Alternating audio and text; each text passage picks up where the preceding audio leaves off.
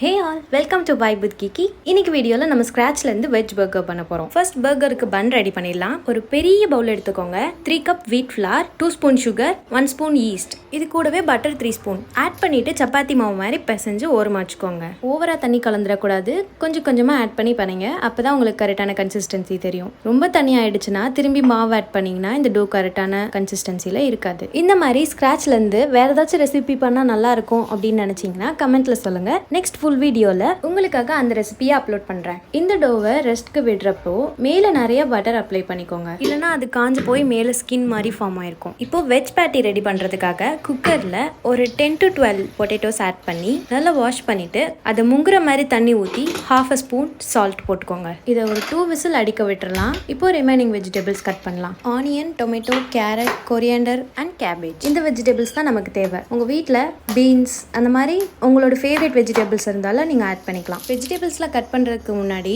கொரியாண்டரை தண்ணியில் ஊற போட்டுக்கோங்க. அப்பதான் மண் இல்லாம இருக்கும். எல்லாத்தையுமே நான் நல்லா ஃபைனா சாப் பண்ணிக்கிறேன். ரொம்ப ஃபைனா சாப் பண்ண வேணா, இது எல்லாத்தையும் நம்ம அரைக்க தான் போறோம். நான் 2 விசில் வந்தோடனே அடுப்பு ஆஃப் பண்ணிட்டேன். டொமேட்டோவை தனியா வச்சுக்கோங்க. நமக்கு கேபேஜ் ஃபுல் லீஃபா வேணும் பர்கருக்குள்ள வைக்கிறதுக்காக. எல்லாத்தையும் நல்லா ஃபைனா சாப் பண்ணக்கப்புறம் ஒரு கடாயில கொஞ்சமாக ஆயில் ஊற்றி ஃபஸ்ட்டு ஆனியனை நல்லா வதக்கிக்கோங்க.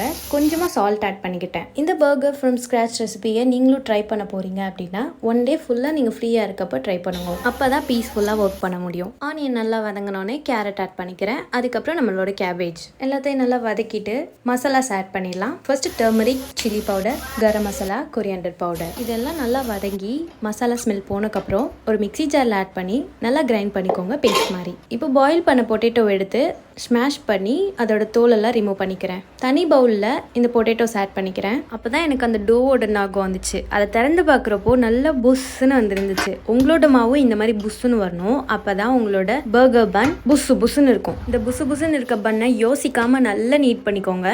நம்ம இன்னொரு வாட்டி குட்டி குட்டி பால்ஸாக உருட்டி அவன் ட்ரேயில் வச்சு ஒரு தடவை ரைஸ் வரணும். இந்த வீடியோவில் காமிக்கிற மாதிரி டோஸை சின்ன சின்ன பால்ஸாக ஆக்கிக்கோங்க. எனக்கு 9 பால்ஸ் வந்துச்சு. அந்த ஓவன் ட்ரேக்கு மேலே பார்ச்மெண்ட் பேப்பர் விரிச்சுக்கிட்டு அதுக்கு மேல ஆயில் அப்ளை பண்ணிட்டு அதுக்கு மேல தான் நம்மளோட பன்னை பிளேஸ் பண்ணேன். ஏன்னா பார்ச்மெண்ட் பேப்பரோட பன் ஸ்டிக் ஆகிடுச்சுன்னா பன்னு கீழே ஃபுல்லா பேப்பரா இருக்கும். பிளேஸ் பண்ணிருக்க டோக்கு மேல நிறைய பட்டர் ஆட் பண்ணிக்கோங்க. அப்பதான் ட்ரை ஆகாம இருக்கும். இதே மாதிரி நான் 9 பால்ஸ் உருட்டி வச்சுக்கிட்டேன். எல்லாத்துலயும் நிறைய பட்டர் அப்ளை பண்ணிக்கிட்டேன். அப்ளை பண்ணிட்டு அதுக்கு மேல ஒரு பார்ச்மெண்ட் ஷீட்டை வச்சு க்ளோஸ் பண்ணி ஓரமா வச்சிட்டேன். இப்போ நம்ம பொட்டேட்டோ ஸ்மாஷ் பண்ணிட்டு அதுக்கு மேல நம்ம அரைச்சு வச்சிருந்த க்ரீம் ஆட் பண்ணிட்டு கொரியாண்டர் லீவ்ஸ் இதை நல்லா மிக்ஸ் பண்ணிட்டு இதை தான் நம்ம பேட்டியா கிரியேட் பண்ண போறோம். இந்த வீடியோல காமிக்கிற மாதிரி கொஞ்சம் கொஞ்சமா நம்ம ஸ்மாஷ்டு பொட்டேட்டோஸை உள்ளங்கையில வச்சு தட்டிட்டு பிரெட் கிராம்ஸ்ல போட்டு திருப்பி எடுத்துக்கிறேன். சைட்ல தோசைக்கல்லு காய வச்சுட்டு அதுக்கு மேல இந்த பேட்டியை நல்லா ஃப்ரை பண்ணி எடுத்துக்கிறேன். நீங்க டீப் ஃப்ரை பண்ணாலும் நல்லா தான் வரும். இன்னொரு விஷயம், பேட்டியை கொஞ்சம் சாஃப்டா தான் ஹேண்டில் பண்ணணும். ஏன்னா 2 பிஞ்சு போயிடும். இப்படியே கேர்ஃபுல்லா எதையுமே பிக்காம நான் 9 பேட்டிஸ் ரெடி பண்ணிட்டேன்.